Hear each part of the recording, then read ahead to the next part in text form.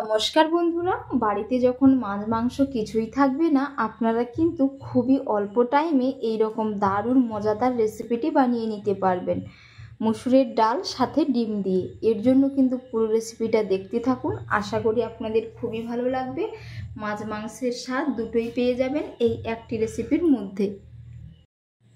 তো সবার প্রথমে আমি 200 গ্রাম মুসুরের ডাল নিয়েছি। ডালটা ভালো করে পরিষ্কার করে জল দিয়ে 2 থেকে 3 বার মতো ধুয়ে নেব। সাথে কিছু মশলাও করে নিয়েছি, এগুলো আমি গ্রেটারে গ্রেট করে নিয়েছি। আপনারা চাইলে শিলপাটাতে একটু হালকা করে থেতলে নিতে পারেন। আদা আর রসুন সাথে নিয়ে নিয়েছি 3টে ডিম। তো প্রথমে আমি কি করব, এই ডালগুলো ভালো করে পরিষ্কার করে জল দিয়ে ধুয়ে নেব। খুব ভালো করে আমি ডালটা ধুয়ে নিয়েছি। এবার গ্যাসের চুলার মধ্যে আমি একটি কড়াই বসিয়ে দেব। গ্যাসের চুলার মধ্যে কড়াই বসিয়ে কড়াইয়ে আমি বেশ কিছুটা সরষা তেল দিয়ে দিয়েছি। 25 গ্রামের মতো সরষা তেল দিয়েছি। আপনারা চাইলে এটা রিফাইন্ড তেলেও রান্না করে নিতে পারেন। তো সরষা তেল দিলে তরকারির টেস্ট দ্বিগুণ বেড়ে যায়, এর কারণে এখানে আমি সরষা তেল দিয়ে দিলাম। তো তেলটাও খুব ভালো হয়ে গরম হয়ে গেছে। এবার আমি ফোড়নের জন্য দিয়ে দেব 1 চামচ গোটা জিরে দিয়ে দিলাম, সাথে দিয়ে দেব 1/2 চামচ গরম মশলা। তো ফোড়নটা খুব সুন্দর হয়ে ফুটে উঠেছে। এবার আমি এর মধ্যে দিয়ে দেব পেঁয়াজ কুচি। তার প্রথমে দিয়ে দিচ্ছি 2 থেকে 3টে শুকনো লঙ্কা কেটে দিয়ে দিলাম। এবার আমি দিয়ে দেব এর মধ্যে বড় সাইজের 2টো পেঁয়াজ কুচি। এবার আমি এক সাইড করে দিয়ে দিচ্ছি 1 চামচ রসুন কুচি, সাথে দিয়ে দিচ্ছি 1 চামচ আদা কুচি। এগুলো একসাথে খুব ভালো করে পেঁয়াজ রসুন ভেজে নেব।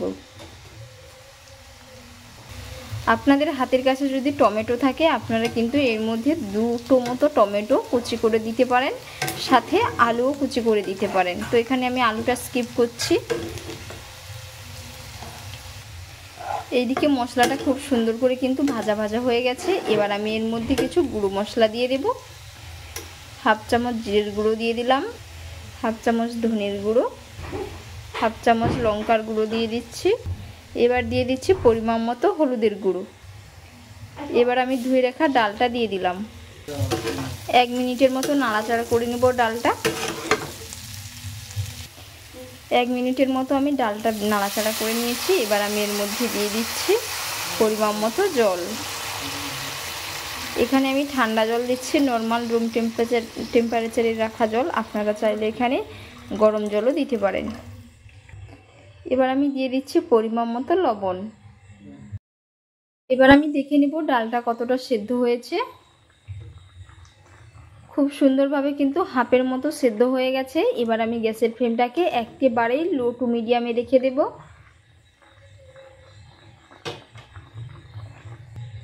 গ্যাসের ফ্লেমটাকে একেবারেই লো করে দিয়েছি। এবার আমি এর মধ্যে 3টে ডিম ফেটিয়ে দিয়ে দিলাম। প্রথমে একটা দিয়েছি, আরও 2টো একই রকমভাবে দিয়ে দেব।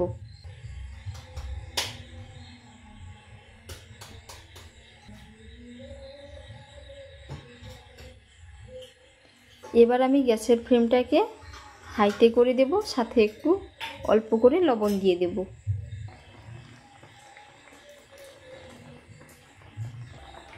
এবার আমি দেখে নেব, এই যে ডালটা কিন্তু খুব সুন্দরভাবে সেদ্ধ হয়ে গেছে।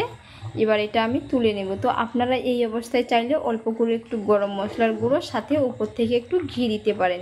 যদি ধনেপাতা থাকে ধনেপাতাও দিতে পারেন। তো এর মধ্যে আমি আর গরম মশলার গুঁড়ো দেব না, যেহেতু আমি তেলের উপরে প্রথমে দিয়েছি ফোড়নে, আর দেব না। এবার আমি অল্প করে 1 চামচের মতো ঘি দিয়ে নামিয়ে নেব।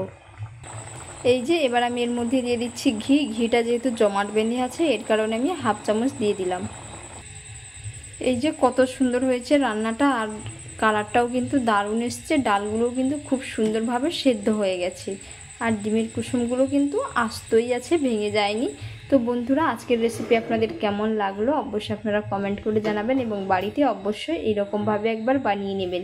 খেতে পুরো দুর্দান্ত হয়। আপনারা কিন্তু এর মধ্যে দুটোরই স্বাদ পেয়ে যাবেন। আর এতক্ষণ পুরো রেসিপি দেখার জন্য অসংখ্য অসংখ্য ধন্যবাদ থাকলো। আপনাদের সাথে নেক্সট অন্য একটি রেসিপিতে দেখা হচ্ছে। সকলে ভালো থাকবেন, সুস্থ থাকবেন। ধন্যবাদ।